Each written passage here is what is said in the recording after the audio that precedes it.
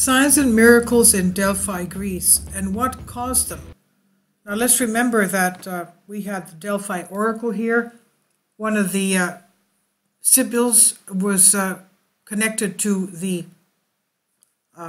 daughter-in-laws of Noah, supposedly.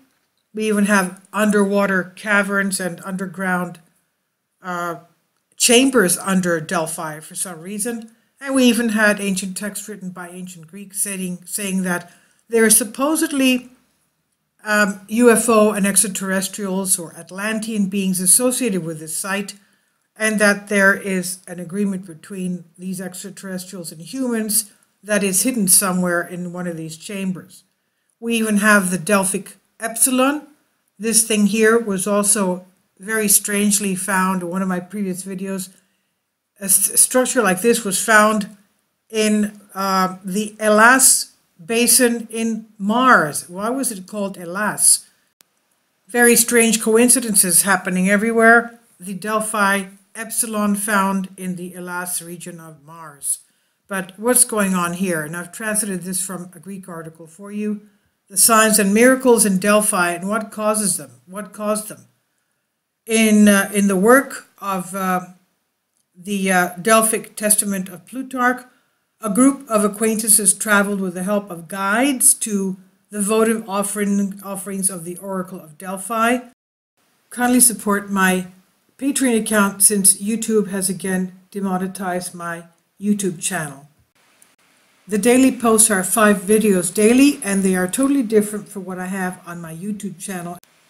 Thank you so much for your support and that you find all my content so interesting. You'll find the Patreon account details in the description box below. We know that kings, generals, even normal people, even Alexander the Great went to the Delphi Oracle Pythia to have a prediction of what his conquest would be like. Now, concerning the Oracle of Delphi, Philonos lists a series of miraculous events and signs that took place in Delphi and starred inanimate objects. Now, Delphi is an area about 2 hours north of Athens, Greece, on the national road from Athens by car. Now, a young foreign visitor referred to is called the Marianas, while the assistant is a person having to do with geology and auxiliary tendencies, who challenges the supernatural nature of the phenomenon and attributes it to luck or coincidence. He is a representative of science, while Philonos represents the religious view of Plutarch that God penetrates everything and therefore the inanimate. We had already advanced in the statute of Jerome the tyrant. Now in everything else, the stranger, although he knew of them, offered himself as a listener out of courtesy. But when he heard that a standing pillar of bronze, a tribute to Jerome, had fallen by itself on the day that Jerome died in Syracuse, he was surprised.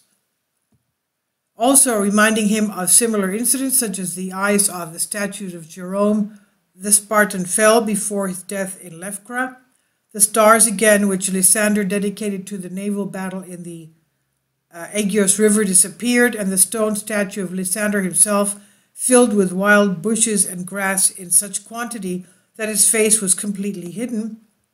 During the Sicilian catastrophe of the Athenians, the golden oaks of the palm tree fell, and crows mutilated the shield of the statue of Pallas, Athena.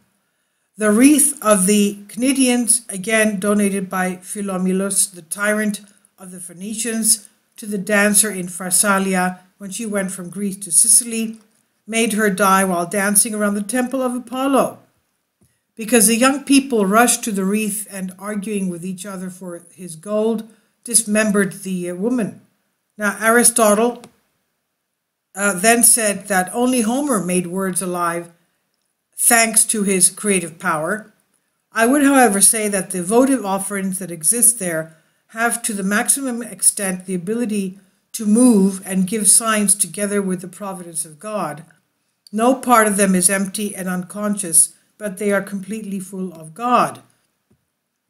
And the assistant said, indeed, this is not enough for us to imprison the god once a month in a mortal body, but we will mix it in every stone and bronze object, as if we do not have at our disposal a sufficient creator of this kind of incident, luck, and coincidence.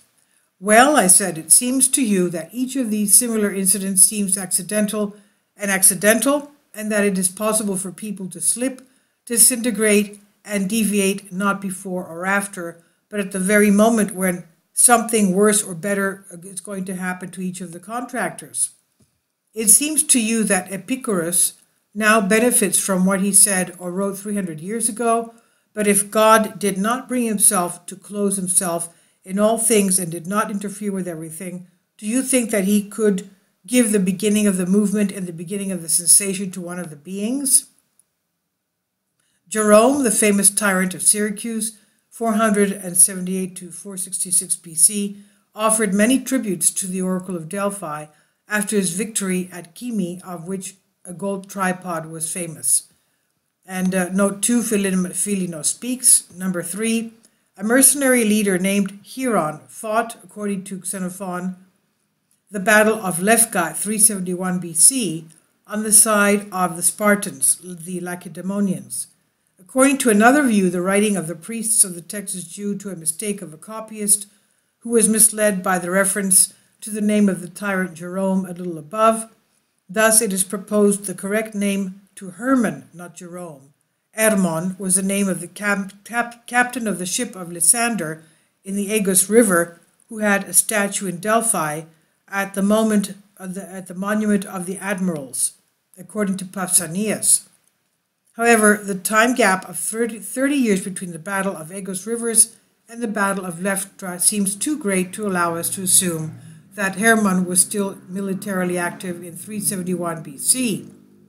Note 4 says, these stars symbolize the Dioscuri, who are said to have appeared to shine on both sides of Lysander's ship when he began to attack the Athenians in the Aegos River.